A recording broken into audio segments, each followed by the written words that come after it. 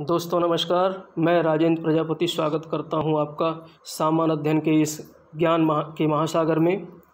जैसा कि आप सभी को ज्ञात है कि हम लोग मध्यकालीन भारतीय इतिहास का अध्ययन कर रहे हैं। अब तक हम लोगों ने सल्तनत काल की पूरी व्यवस्था देखी और उसके बाद के वीडियो में हमने देखा कि सल्तनत काल की खंडहरों पर किस तरीके से जो है उत्तर भारत के प्रांतीय राजवंशों का निर्माण हुआ, जिसमें हमने देखा जौनपुर, बंगाल, गुजरात, कश्मीर, मालवा, मेवाड़, उड़ीसा, इन सारे प्रांतीय राजवंशों का इसके पिछले वाले वीडियो में हम लोगों ने अध्ययन किया। तो चलिए आज हम लोग जो है अपने इस लेक्चर में हम लोग अध्ययन करेंगे उसी कड़ी को आगे बढ़ाते हुए प्रांतीय राजवंशों में सबसे प्रमुख जो दक्षिण भारत के राजवंश थे। ज़्यादातर प्रश्न इन्हीं राजवंशों से आता है दक्षिण भारत के, जिसमें जो है आपका ये बीजापुर वाला क्षेत्र हो गया, अहमदाबाद, बेरार, बीदर और गोलकुंडा। तो ये 5 जो स्वतंत्र राजवंश थे, ये जब एक थे तो बहमनी साम्राज्य के रूप में ये 5 जाने जाते थे और बाद में विखंडित होकर के 5 अलग अलग स्वतंत्र राजवंश बन गए। और उसके बाद नीचे जो ये वाला विजय साम्राज्य है, विजयनगर का साम्राज्य, इसका हम लोग अध्ययन करेंगे। तो यहाँ पर इस मानचित्र को हम एक बार कायदे से नज़र डालकर देख लेते हैं कि ये विजयनगर साम्राज्य है और एक राक्षस तांगड़ी का युद्ध होता है, जिसमें अहमदनगर, बीदर, बीजापुर और गोलकुंडा ये सारे जो है राज्य मिल करके एक महासंघ का निर्माण करते हैं और जो है ये राक्षस तांगड़ी का युद्ध विजयनगर के साथ करते हैं। तो ये मानचित्र आपको दिमाग में बिठा के रखना है। इस जब हम प्रश्न करेंगे तो ये दिमाग में आ जाना चाहिए कि बेरार अलग था इससे, जो कि ये बाहर ही था, इसलिए बेरार इस संघ में शामिल नहीं हुआ था।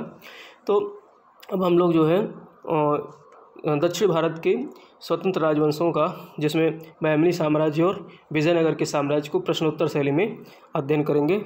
तो चलिए देखते हैं। तो आज का हमारा पहला प्रश्न है, अलाउद्दीन हसन बहमन शाह, जिसको हसन गंगू के नाम से भी जाना जाता था, ने किस सल्तनत कालीन सुल्तान के काल में बहमनी साम्राज्य की स्थापना की? तो ये बहमनी साम्राज्य की स्थापना की थी मोहम्मद बिन तुगलक के काल में। मोहम्मद बिन तुगलक जब तुगलक वंश में जो है दिल्ली सल्तनत का शासक था, तो उसके शासनकाल में हसन गंगू ने यानी अलाउद्दीन हसन बहमन शाह ने बहमनी साम्राज्य की स्थापना की थी। मोहम्मद तुगलक का कार्यकाल था 1325 से 1351। इसके शासनकाल में हसन गंगू ने 1347 ईस्वी में बहमनी साम्राज्य की स्थापना की। कब की थी? 1347 ईस्वी में, ठीक है। और मोहम्मद तुगलक का कार्यकाल था 1325 से 1351 का। और इसने अपनी राजधानी बनाई थी गुलबर्गा को, और गुलबर्गा का नाम बाद में बदल करके इसने रख दिया था एहसानाबाद, ठीक है। तो ये ध्यान रखना है। दक्कन में हिंदुओं से जजिया न लेने का आदेश देने वाला भारत का पहला मुस्लिम शासक। दक्कन में अभी हम देखो जजिया का हमने पूरा इतिहास देख लिया, किस तरीके से जजिया भारत में मोहम्मद बिन कासिम के समय लागू हुआ। फिर हमने जैनुल आबिदीन के समय कश्मीर में देखा कि उसने सबसे पहले जो है जजिया को हिंदुओं पर से हटाने वाला शासक था वो कश्मीर में जैनुल आबिदीन। फिर हम बाद में अकबर को देखेंगे आगे, लेकिन यहाँ पर दक्कन में देखते हैं जजिया ना लेने वाला मुस्लिम शासक जो था वो कौन था? बहमन शाह यानी हसन गंगू था। अलाउद्दीन हसन बहमन शाह जो कि धार्मिक दृष्टि से धर्मनिरपेक्ष एवं न्यायप्रिय शासक था, इसीलिए इसने जो है ये कर हटा लिया था। बहमनी साम्राज्य में तराफ क्या था? देखिए इस तरीके से भी प्रश्न आते हैं, कुछ शब्दावली दे देंगे फिर उसको पूछ लिया जाएगा। खास करके मध्यकालीन भारत के इतिहास से जो प्रश्न आते हैं इसी प्रकार से आते हैं। ये बहुत ही इंपॉर्टेंट सेक्शन है दक्षिण भारत का। ये विजयनगर साम्राज्य और बहमनी साम्राज्य बहुत ज़्यादा इंपॉर्टेंट जो है सीरीज है। इसको बहुत कायदे से आप लोग अगर एक बार भूल जाएँ तो दोबारा फिर इसको देखिए, जो है इस वीडियो को, बहुत काम का है। इसमें से प्रश्न आपको निश्चित फंसेंगे।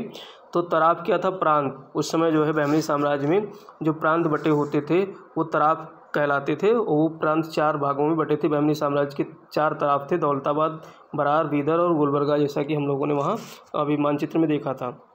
तो इनको तराफ या अतराफ भी कहा जाता था। पहली उर्दू पुस्तक मिरातुल आशिकी की रचना किसने की? देखिए पहली उर्दू पुस्तक, अब ये प्रश्न आ जाता है अगर उर्दू पुस्तक पहले किसने लिखी, तो गेसुदराज ने लिखी थी। प्रसिद्ध ये दक्षिण भारत का प्रसिद्ध संत था गेसुदराज। बहमनी साम्राज्य के शासक सिहाबुद्दीन अहमद शाह के समय में ये था, उससे इसके संबंध अच्छे थे। और सिहाबुद्दीन अहमद शाह ने साम्राज्य की राजधानी गुलबर्गा से बीदर स्थानांतरित कर दी। गुलबर्गा से राजधानी बीदर स्थानांतरित करने वाला शासक कौन था? सिहाबुद्दीन अहमद शाह फर्स्ट ही, सिहाबुद्दीन अहमद शाह फर्स्ट। प्रसिद्ध ईरानी व्यापारी महमूद गवां महमूद गमा किस साम्राज्य से संबंधित है? तो महमूद गमा जो है ये बहमनी साम्राज्य से संबंधित है, ईरान का व्यापारी था। तो ये व्यापार करने के उद्देश्य से ईरान से बहमनी राज्य आया, परंतु अपनी विद्वता एवं प्रशासनिक क्षमता के कारण वो बहमनी शासकों का प्रधानमंत्री बन बैठा। ये जो है इसको शासकों ने प्रधानमंत्री बनाया महमूद गमा को, कहाँ पर? बहमनी साम्राज्य में। अफाकी दल का संबंध किस साम्राज्य से? देखिए यहाँ भी दूसरा जो है ऐसे शब्द आ गए, अफाकी दल। तो अफाकी दल जो है बहमनी साम्राज्य से संबंधित है, और बहमनी राज्य में विदेशियों का एक दल था जो अफाकी कहलाता था। ठीक है जी, जैसे हमने सल्तनत काल में जो है कई दल देखे, ईरानी, तुरानी, हिंदुस्तानी, ऐसे ही जो है उस समय के मतलब शासकों के जो महल होते थे उसमें जो है इस तरीके से तमाम दल होते थे, और उन दलों में आपस में षड्यंत्र चला करते थे। तो उसी में एक अफाकी दल था जो कि विदेशी दल था, जिसको अफाकी दल कहा गया बहमनी साम्राज्य में।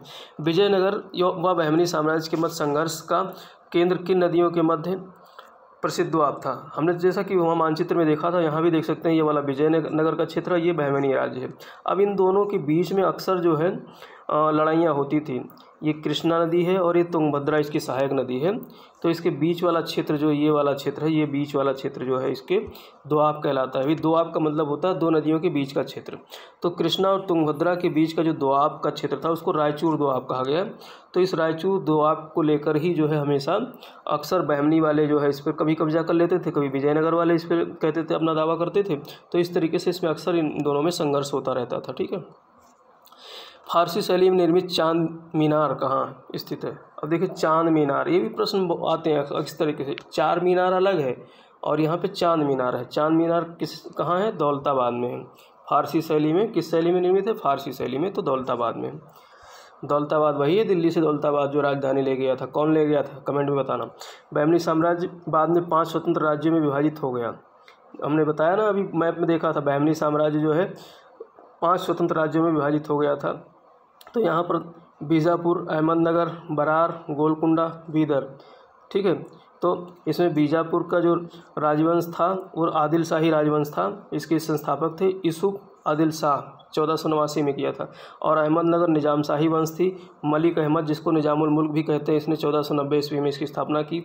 और बरार में इमाद शाही राजवंश स्थापित हुआ।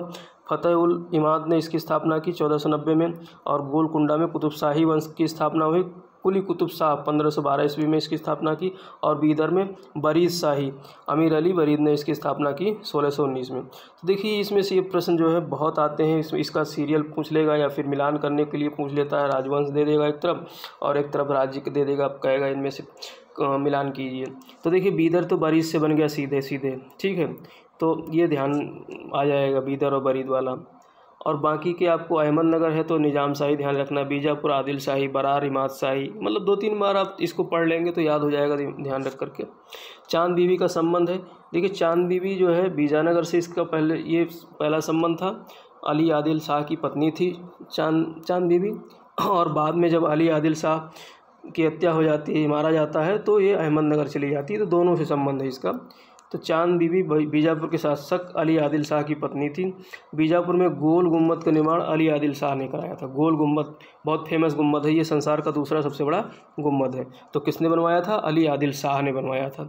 इसीलिए ये महत्वपूर्ण है। ये प्रश्न आ जाते हैं तो हम कहते हैं कहाँ से आ गया, लेकिन ये विजयनगर और बहमनी साम्राज्य से संबंधित जो है प्रश्न है, तो ये बहमनी साम्राज्य से है। तो चांद बीबी बाद में अहमदनगर चली जाती है और अपना बाकी जीवन वहीं व्यतीत करती है। ठीक।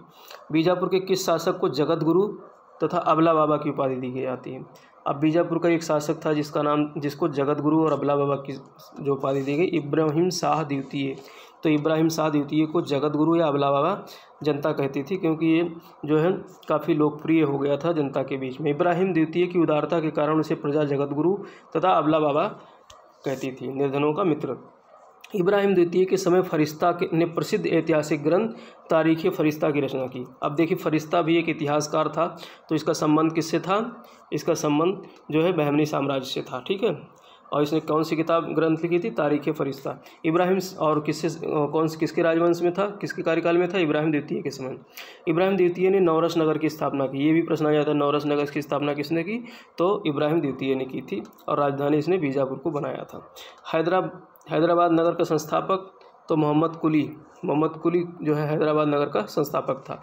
मोहम्मद कुली जो गोलकुंडा का कुतुबशाही वंश से संबंधित था, गोलकुंडा के कुतुबशाही वंश से संबंधित था। इसने हैदराबाद की स्थापना की। हैदराबाद नगर में 4 मीनार का निर्माण करवाया। देखिए हमने वहाँ चांद मीनार पढ़ा था दौलताबाद में, और हैदराबाद में है 4 मीनार। 4 मीनार का निर्माण कराया। उसे दक्कनी उर्दू हिंदवी का जन्मदाता माना जाता है। किसको? मोहम्मद कुली को दक्कनी उर्दू या हिंदवी का जन्मदाता माना जाता है। विजय साम्राज्य में आने वाले विदेशी यात्री, अब कुछ विदेशी यात्री थे जो विजयनगर साम्राज्य में आए थे। जैसे अब यहाँ से हम लोग विजयनगर साम्राज्य पढ़ेंगे। तो निकोलो कोंटी आया था, ये महत्वपूर्ण जो है विदेशी था, इटावली से आया था। और ये देवराय फर्स्ट के समय में 1420 में आया था। अब्दुल रज्जाक आया था फारस से, ये देवराय द्वितीय के समय में 1443 में आया था।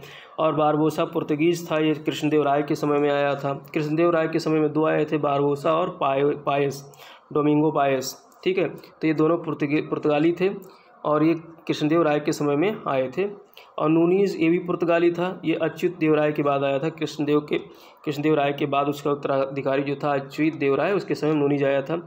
और सीजर फ्रेडरिक पुर्तगीज था, और निकितन जो है रूसी अश्व व्यापारी था। इन लोगों का पता नहीं किसके शासक काल में आए थे, लेकिन ध्यान रखना सीजर फ्रेडरिक पुर्तगाल से आया था और निकितन रूसी अश्व व्यापारी था। और विजयनगर साम्राज्य के 4 वंश जो है, इसके जैसे हमने वहाँ देखा, बाद में जो है बहमनी साम्राज्य 5 राजवंशों में बंट जाता है, 5 क्षेत्रों में विभक्त हो जाता है। ऐसे ही यहाँ पर ये वंश हैं। अब ये है तो विजयनगर साम्राज्य, लेकिन यहाँ पर वंशावलियाँ क्रमशः चलती हैं। तो पहली वंशावली जो थी वो संगम वंश थी। ठीक है, संगम वंश चूँकि हरिहर बुक्का ने स्थापित की थी, इनके पिता का नाम संगम था, तो उन्हीं के नाम पर इन्होंने वंश का नाम रख दिया संगम वंश। 1336 में स्थापित की थी, 1485 तक ये इस वंश रहा। और दूसरा आता सालू वंश। सालू वंश 1485 से 1505 तक नरसिंह सालू ने इसकी स्थापना की थी। और तीसरा वंश है तुलु वंश, जो 1505 से 1570 तक चलता है। वीर नरसिंह इसका जो है संस्थापक था। और चौथा अरावीडू वंश। अरावीडू वंश जो है 1570 में स्थापित, 1650 तक चला। ये तिरुमल या तिरुमाल ने इसकी स्थापना की थी। तो ये जो है सीक्वेंस में लगाने के लिए आ जाता है, संगम, सालू, तुलु, अरावीडू, इस तरीके से याद करना है, संगम, सालू, तुलु और अरावीडू।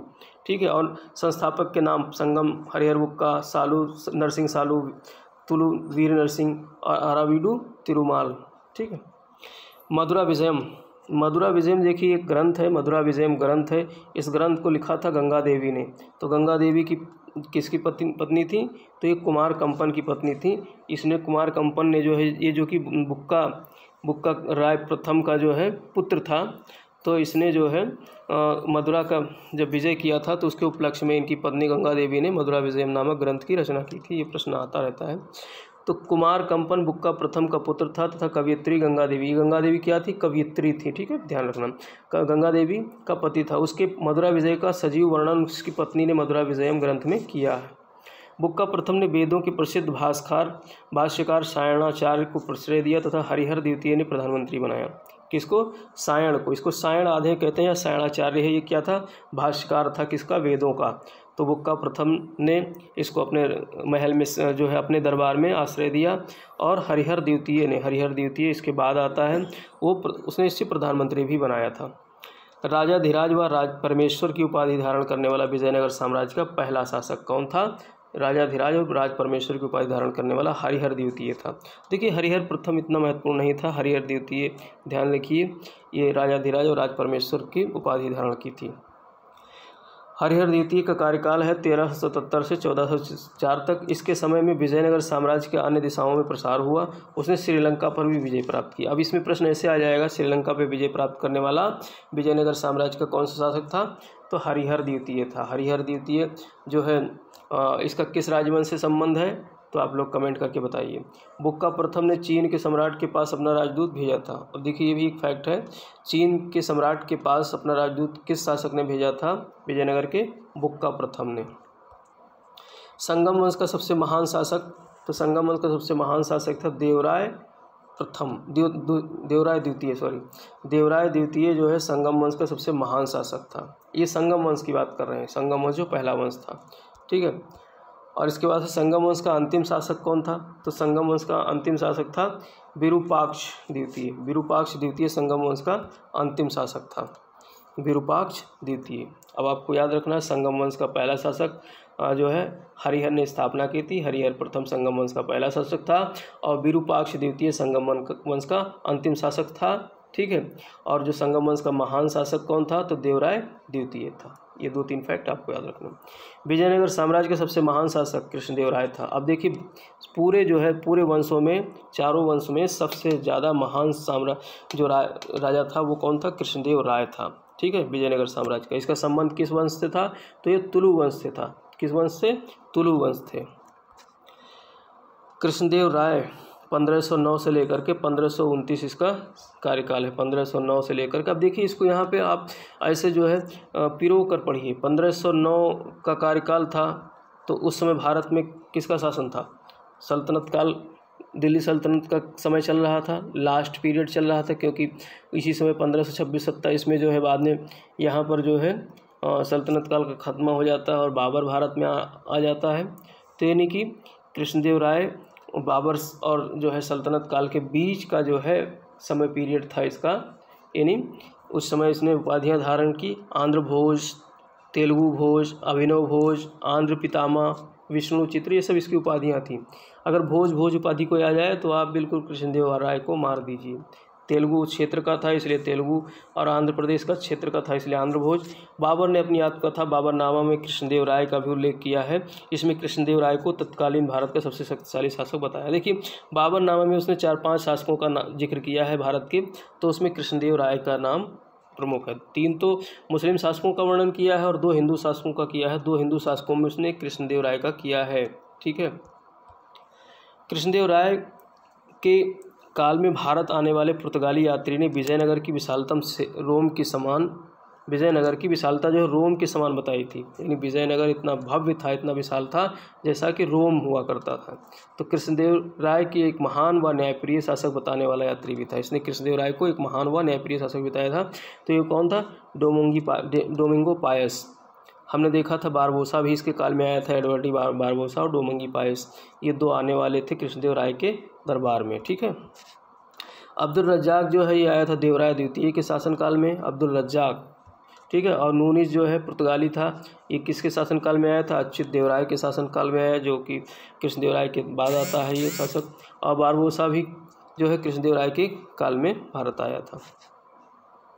अष्टदिग्गज संबंधित है, किससे संबंधित है, कृष्णदेव राय से संबंधित है। अष्टदिग्गज ये 8 कवियों का, 8 विद्वानों का, तेलुगु विद्वानों का एक संघ था जिसको जो है अष्टदिग्गज कहा गया। कृष्णदेव राय का काल तेलुगु साहित्य का क्लासिकल युग माना जाता है। ठीक है, उसके दरबार के 8 तेलुगु विद्वानों की सभा को अष्टदिग्गज कहा गया है। पेड्डाना प्रमुख था, इसमें से एक पेड्डाना था जो प्रमुख जो है दिग्गज था अष्टदिग्गज में। तो इसने क्या लिखा था, स्वारोचित संभव एक और मनुचरित्र, ये 2 जो है इसने किताबों ग्रंथों की रचना की थी। कृष्णदेव राय ने स्वयं तेलुगु भाषा में राजनीति ग्रंथ आमुक्तमाल्यद लिखी थी। किसने लिखी थी, कृष्णदेव राय। वो स्वयं जो है कृष्णदेव राय स्वयं एक जो है विद्वान था और कवि था, तो उसने एक राजनीतिक ग्रंथ लिखी थी। अब ग्रंथ कौन सी थी, राजनीतिक ग्रंथ। अब प्रश्न ऐसे भी आ सकता है, आमुक्तमाल्यद किससे संबंधित है, अर्थव्यवस्था से, सामाजिक ग्रंथ से, तो ये राजनीतिक ग्रंथ से संबंधित थी। जैसा कि चाणक्य ने अर्थशास्त्र लिखा था। तो अब आप कमेंट करके बताइएगा कि चाणक्य का अर्थशास्त्र किससे संबंधित है। आमुक्तमाल्यद तो राजनीतिक ग्रंथ है और चाणक्य अर्थशास्त्र के अर्थशास्त्र से संबंधित है। आप कमेंट करके बताइएगा हाँ या ना में।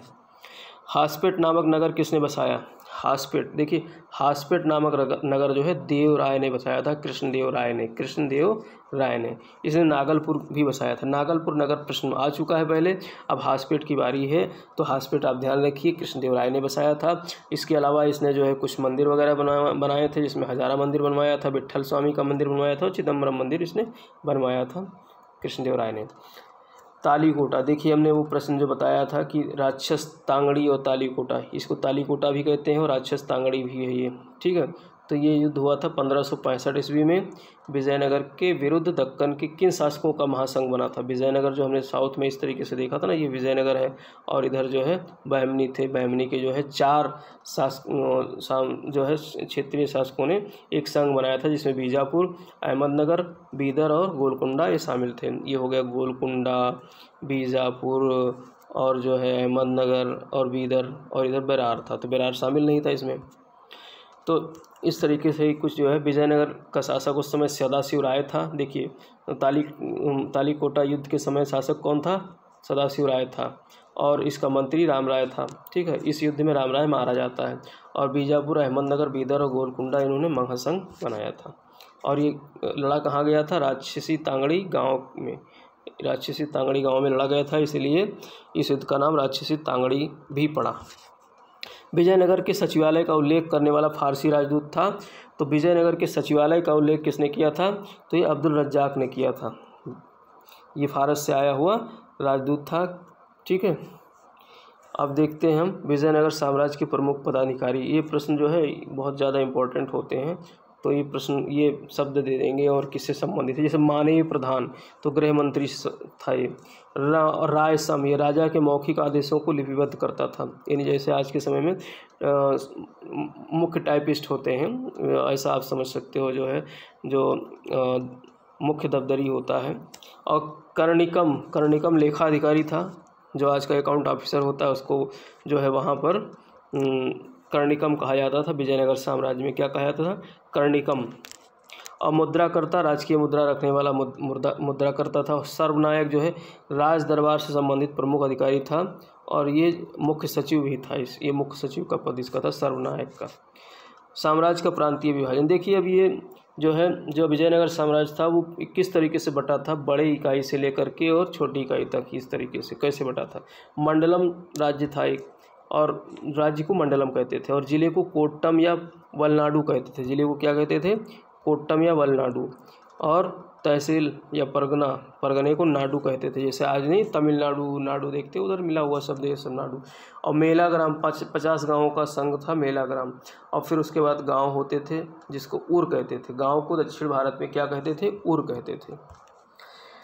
अमरम शब्द किससे संबंधित है? देखिए अमरम शब्द जो है आ गया। अमरम शब्द ये राजा द्वारा सेनानायकों को वेतन के बदले अधीनस्थ सेना के रखरखाव हेतु उपभोग हेतु दी गई भूमि। न्यायकार व्यवस्था क्या थी? विजयनगर कालीन सेनानायकों को नायक कहा जाता था। नायकों को अधीनस्थ सेना के रखरखाव हेतु नगद वेतन न देकर बल्कि अमरम दिया जाता था। उपयोग हेतु दी जाने वाली भूमि थी अमरम, तो वो दिया जाता था नगद वेतन की जगह। तो ये न्यायकार व्यवस्था कहलाती थी। और आयंगार व्यवस्था थी ग्रामीण प्रशासन हेतु नियुक्त 12 शासकीय अधिकारियों का समूह होता था ग्रामीण प्रशासन के लिए, उसको आयंगार कहा जाता था। ठीक, कुछ विशेष शब्द हैं, इसको देख लेते हैं, देखते हैं। शिष्ट भूमिकर से संबंधित था। 8वां जो है लगान वसूली का विभाग था। वरम या वारियम भी कहते हैं, इसको वरम भी कहते हैं। भूस्वामी तथा बटाईदार के बीच कृषि आय का बंटवारा होता था। सिद्धदाय नगद राजस्व था। और कुत्तगई कृषि की पट्टेदारी व्यवस्था थी। और रत्त या खट कोडगे युद्ध में मृत लोगों के परिवार को दी गई भूमि थी। विजयनगर साम्राज्य की राजधानी सबसे महत्वपूर्ण आयातित वस्तु थी घोड़ा। विजयनगर साम्राज्य सबसे महत्वपूर्ण आयातित वस्तु घोड़ा थी। निकोलो कोंटी ने विजयनगर साम्राज्य की दास प्रथा का वर्णन किया है। मनुष्यों के क्रय विक्रय को वेश्वक कहा जाता था। ठीक है, तो निकोलो कोंटी ने दास प्रथा का वर्णन किया है और मनुष्य के क्रय विक्रय को वेश्वक कहा जाता था। और प्रदा प्रथा का प्रचलन नहीं था, लेकिन सती प्रथा का प्रचलन था। लास्ट देख लेते हैं कुछ फैक्ट्स जो है। विजयनगर शासक मूलतः शैव थे। देखिए क्या थे? विजयनगर शासक शैव थे। शिव के विरूपाक्ष स्वरूप का ये पूजा करते थे, लेकिन अराविडु राजवंश के शासक वैष्णव अनुयायी थे। पेद्दन जो तेलुगु कवि का पितामह या आंध्र कविता का पितामह की उपाधि इसको प्राप्त थी। और नन्नया ने महाभारत का तेलुगु में अनुवाद प्रारंभ किया, लेकिन पूर्ण नहीं कर सका इसका। फिर बाद में तिकन्ना ने इसे आगे बढ़ाया, लेकिन ये भी पूरा नहीं कर सका।